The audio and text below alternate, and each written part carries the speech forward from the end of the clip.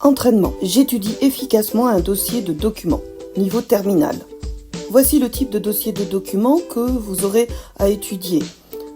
Ici, c'est sur votre manuel, pages 16 et 17. Vous avez en haut à gauche le thème de l'étude et une petite présentation de quelques lignes avec les mots importants qui sont surlignés. Spéculation, action, crise économique et dont on s'attend à les retrouver dans le vocabulaire.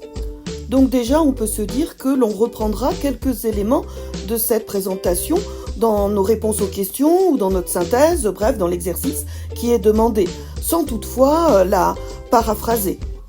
En rouge, vous avez la problématique. Quelles sont les caractéristiques de la crise qui frappe les États-Unis à partir d'octobre 1929 ? Donc là, on va tout de suite droit au but. Il faudra faire une liste des caractéristiques, c'est-à-dire qu'est-ce qui fait la particularité de cette crise. En bas à droite, vous avez des questions qui vous donnent des pistes pour étudier ces documents, pour en retirer des informations. Lorsque vous avez une question type « Que se passe-t-il lors du jeudi noir à New York ?», certains peuvent être tentés de copier-coller cela sur Google et en effet obtiennent des renseignements, mais c'est pas comme ça que vous allez répondre aux questions. Il n'est pas interdit de faire des recherches complémentaires, mais dans un premier temps, vous devez retirer les informations des documents qui vous sont donnés. La première question, c'est « Que se passe-t-il lors du jeudi noir à Wall Street ?» Et vous avez les indications, les références des documents, documents 1, 2 et chronologie. Comment expliquer ce krach boursier ? Ce sont les origines, tandis que la première question, c'est le déroulement.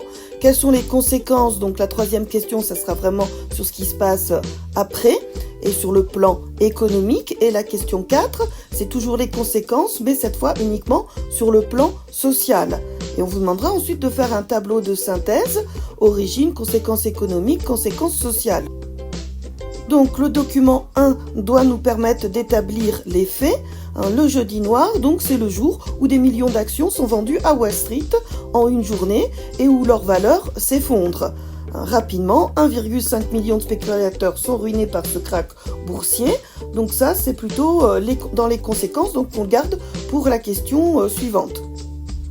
Le document 2 est un texte d'un diplomate français, Paul Claudel.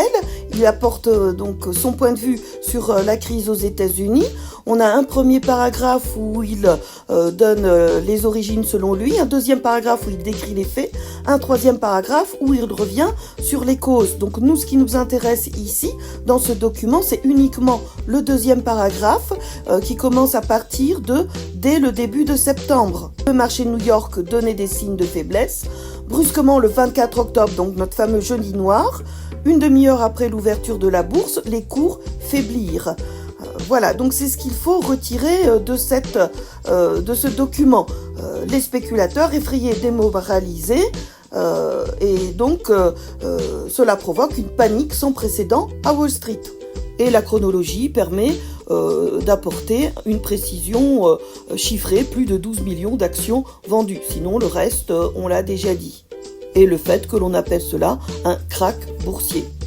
Même si on ne vous le demande pas explicitement, pensez à regarder le vocabulaire. Là, par exemple, vous avez forcément utilisé les termes d'action, le krach, la spéculation, et donc vous devez placer ces définitions dans votre explication. S'il y a un mot difficile, par exemple là l'idée que les actions sont cessibles, à ce moment-là, n'hésitez pas à chercher sur Google. La question 2, donc maintenant, c'est l'explication. Donc on se dit explication, c'est les origines du krach boursier. Et on nous dit de nous référer au document 2. On reprend donc le document, mais en le relisant en fonction de la question qui a été posée. Paul Claudel explique dans le premier paragraphe que une première origine selon lui, c'est la spéculation, le volume toujours croissant des emprunts. Et donc on a vu que le deuxième paragraphe, c'est plutôt la description des faits. Par contre, dans le troisième paragraphe, il revient aux causes. Donc dans le dernier paragraphe, il revient sur les causes de la crise. Donc pour lui, sans aucun doute, la spéculation qui s'était emparée du pays et s'était répandue dans le monde entier. Il explique bien que les spéculateurs ne tenaient pas compte des bilans des sociétés, de leurs gains et de leurs perspectives raisonnables pour l'avenir, c'est-à-dire qu'il ne tenait pas compte de la réalité économique marquée par un début de ralentissement de la croissance. Et donc, s'était créé ce qu'on appelle une bulle spéculative. Donc ça, c'est pas marqué dans le document, mais c'est expliqué dans une capsule, on l'explique en cours. Donc il faut penser que cela correspond à cette description et penser à mobiliser cette notion. Donc le petit 3, c'est les conséquences cette fois économiques, tandis que le petit 4, c'est les conséquences sociales. Donc déjà, on réfléchit. Les conséquences économiques, ça va être plutôt en liaison avec les banques, avec les entreprises. Les conséquences sociales, ça va être plutôt en liaison avec les emplois. Donc on va regarder les documents en fonction de cette réflexion préalable sur les questions. Donc question 1, 3 et chronologie. On revient sur le document 1. Donc, première conséquence économique, là on peut reprendre la deuxième phrase. 1,5 million de spéculateurs sont ruinés par ce krach boursier. Document 3, on voit en rose l'augmentation des faillites commerciales et industrielles. Donc ça, c'est une conséquence économique. On voit la baisse catastrophique de l'indice de la production industrielle. Donc ça aussi, c'est une conséquence économique.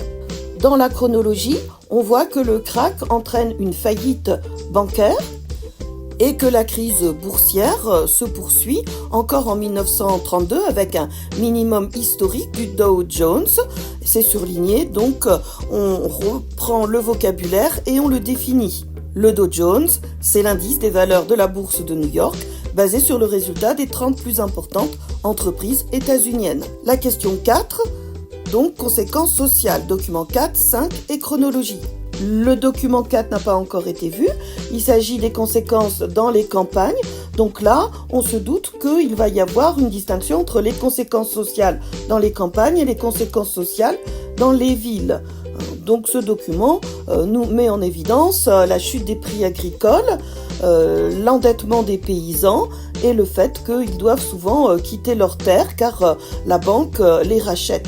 Le document 5 a lieu à New York, c'est une manifestation de chômeurs à New York, donc là on explicite bien qu'il s'agit des conséquences sociales en ville avec donc des chômeurs dans les différents secteurs économiques qui manifestent et on peut rajouter qu'ils manifestent car il n'y a pas de protection sociale, pas d'état-providence, ça vous le savez dans la capsule. Et on rajoute une information qui est prise dans la chronologie, mars 1933, maximum du chômage aux États-Unis, 12,6 millions de chômeurs, 25,2% de la population active, le quart de la population active. Enfin, la synthèse est un paragraphe qui vous rappelle la problématique, quelles sont les caractéristiques de la crise de 1929 et qui vous donne le plan, comme ça sera le cas pour une question problématisée.